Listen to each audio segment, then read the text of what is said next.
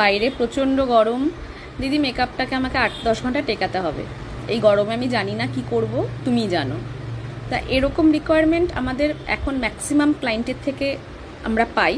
তা আজকের যে আমার এঙ্গেজমেন্ট ব্রাইড যাকে দেখছো, ওর নাম হচ্ছে সৌমিকি, আমার খুব মিষ্টি ব্রাইড ছিল। তা ওর রিকোয়ারমেন্টটা এরকমই ছিল যে দিদি আমাকে সকালবেলা রেডি করে দিতে হবে 10টার ভেতরে, কিন্তু আমার মেকআপটা অনেকটা টাইম যাতে থাকে সেই রকমভাবে করতে হবে, কেননা ভেন্যুটা আমার অনেক দূরে।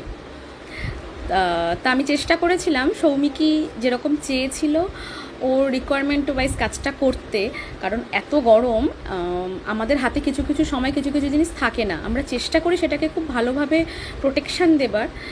তা যাই হোক, খুব ভালো লেগেছিল যখন ও অনেকটা রাতে আমাকে মেসেজ করেছিল যে দিদি মেকআপটা একদম অ্যাজ ইট ইজ ছিল, আমি নিজে এসে মেকআপ তুলেছি।